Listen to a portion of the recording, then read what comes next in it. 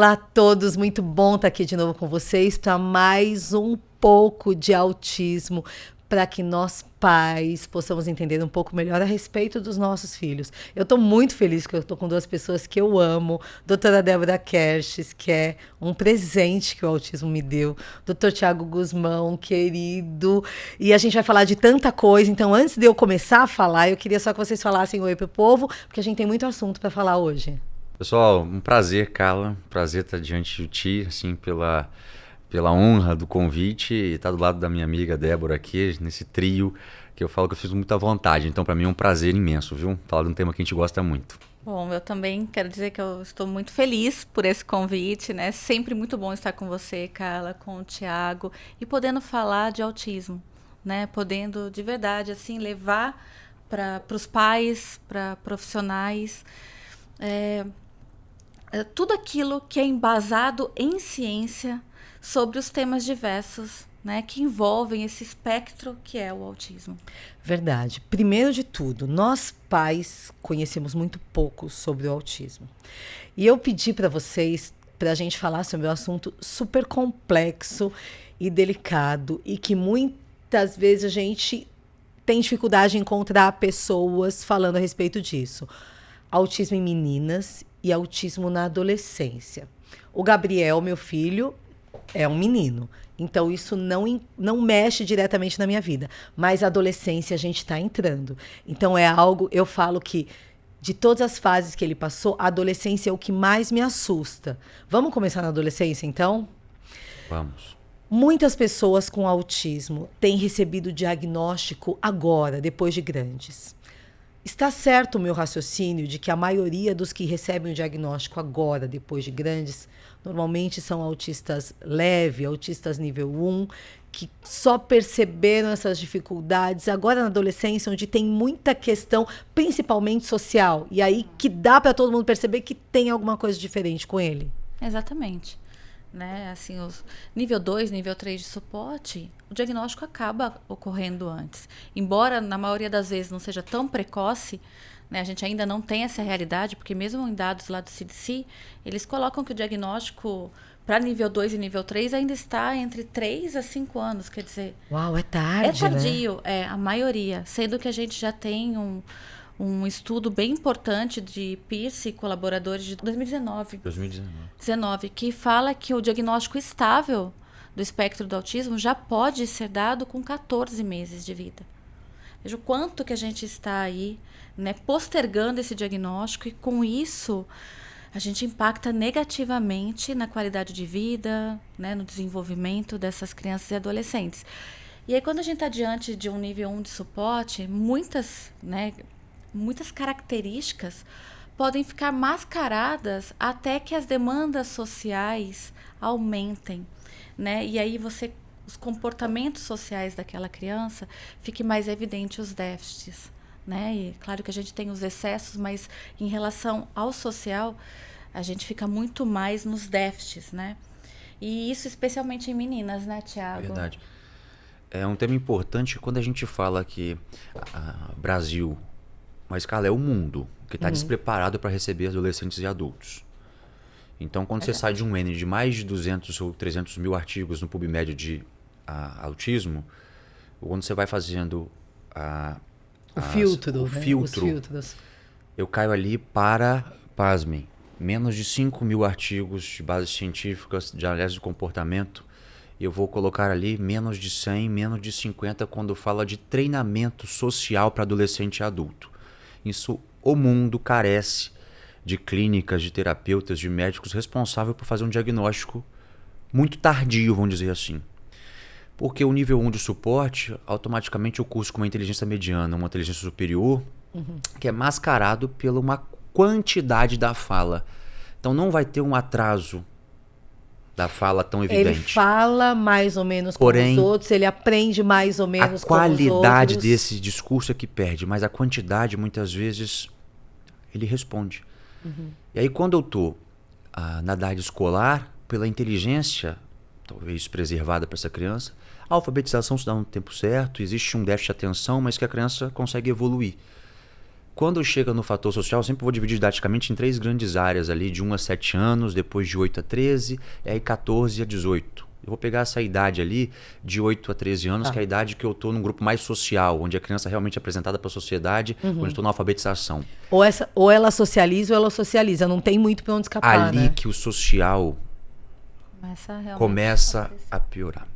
Ali que os encontros, a reciprocidade do amigo, a dificuldade de fazer amizade, a dificuldade de pertencer ao grupo começa. E os pais começam a ver uma palavra que chama imaturidade do comportamento. A dificuldade, muitas vezes, de pertencer ao grupo. Aí vem um bullying, vem as dificuldades. A dificuldade em entender a piada, a maldade das amiguinhas, a malícia dos meninos. Isso é muito claro normalmente nessa fase, Entra né? na adolescência com dificuldade social, e esse adolescente vai ser conduzido, então, pela timidez, pela introspecção, pela dificuldade de ter amigos, de manter o vínculo. Tem amigos, mas dificuldade de manter o vínculo, entra na faculdade, mas com as queixas de ansiedade, baixo limiar frustração, às vezes uma timidez, uma autoestima baixa, entra para a vida adulta, e aí sim, graças a Deus a informação está chegando cada vez mais, está se reconhecendo mais o autismo que foi camuflado pela depressão, pela ansiedade.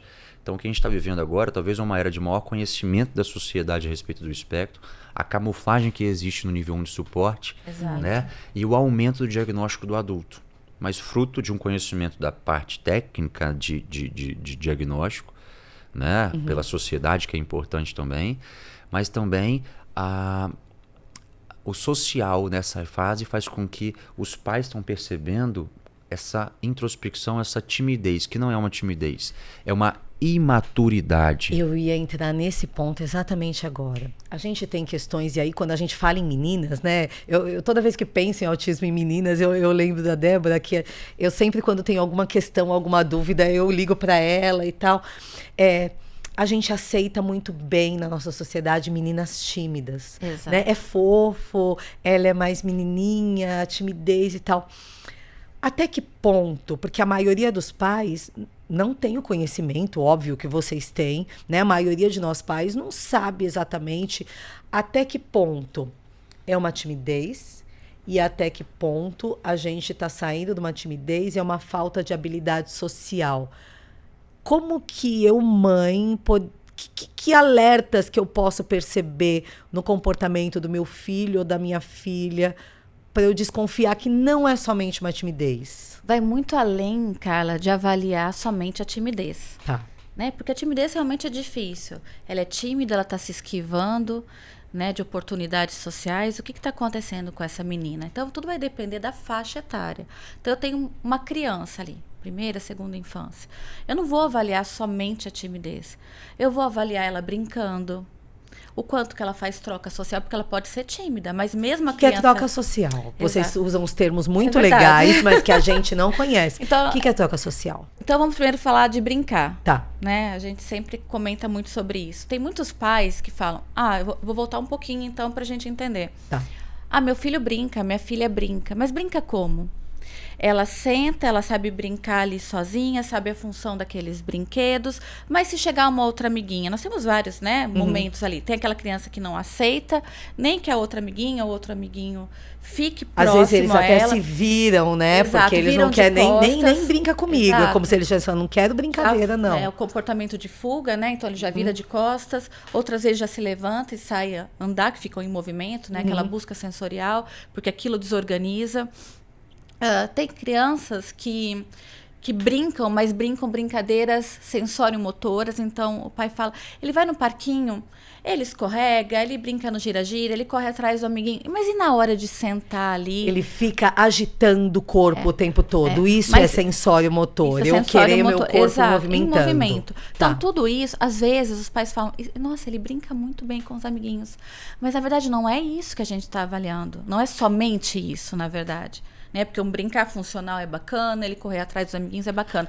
Mas na hora... Brincar funcional é brincar... Sabendo a função daqueles objetos, Exemplo, a daqueles menininha... brinquedos. Esses dias eu vi um negócio que eu achei muito legal. Tinha uma menininha brincando de casinha. E parecia que ela estava brincando de casinha com as panelinhas, fogãozinho e tal. Mas, na verdade, ela estava alinhando todos os fogõezinhos, as panelinhas, as tampas, separando por cor e tal. Alinhando. E para quem não tem essa visão mais apurada, parece que ela tá brincando, olha que bonitinha, Exato. ela tá brincando Eu vou chegar de nisso panelinha. de meninas, porque... Tá. Só para terminar, então, concluir a questão do brincar. E aí, quando você coloca uma criança com outra criança brincando, então eu sempre explico isso para os pais, esses vários tipos de brincar. Mas o que importa pra gente em questões sociais? Eu estar ali com um amiguinho, com 2, com 3, num círculo ali na escola, mas eu começo a brincadeira, eu olho pro meu amiguinho olha de volta para mim, termina a minha brincadeira. Então, é uma troca. É um compartilhamento. É o brincar junto e não do lado exato, do um outro. compartilhamento de experiências, né? Isso seria uma troca social. É esse brincar, né? Que denota que aquela criança realmente faz essa interação entre pares. Certo. Então, voltando à questão da timidez, não é só timidez. Então, nessa fase, eu preciso avaliar o brincar, eu preciso avaliar o contato visual dessa criança, porque a gente sempre fala muito de fala, né? Mas não é a fala realmente ali, não são os atrasos de fala que são características do espectro do autismo, embora seja uma das principais. É o que mais leva a gente a procurar vocês, é o atraso na fala, mas né? é a dificuldade de comunicação, e a gente se comunica pelo olhar, por expressões faciais. Reciprocidade. Né? E falando em meninas, é interessante que meninas no nível 1 de suporte raramente apresentam atraso de linguagem. Ao contrário, elas apresentam excessos. O que é um excesso? Uma menina que fala muito bem? Rápido, pode falar muito fala bem. Cedo. Nós temos essas nuances que podem ser em meninas ou meninos no nível 1. Mas uma característica, né, que os estudos colocam pra gente, demonstram, é que elas costumam falar muito rápido, né, fazem poucas pausas. Talvez monotonal. Né? Monotonal, o que é monotonal? A prosódia, ou como que ela dá ênfase ao que eu tô colocando, que ela fala. Né? Uma interrogação, uma afirmativa, uma negativa. Muitas vezes é uma fala, que eu não tenho aquela emoção do como eu falo, certo? Entendi. Que passa a ser falar, que a gente assim, não sabe se a pessoa tá falando brava, a entonação se ela que se parece dá que ela tá lendo. a história, exatamente isso. E tem aqueles que falam que parece que estão fazendo um discurso, assim. Agora, isso também é fora do padrão. Isso é um excesso. Isso são alterações de prosódia, né? Assim, no espectro do autismo, nós temos várias nuances em relação à linguagem. Então, a gente tem o atraso, né? A gente tem o comportamento... ausência da comportamento repetitivo de fala, ecolalia, estereotipias vocais. Mas nós temos aquelas crianças também, aqueles adultos, que têm alteração no ritmo, né?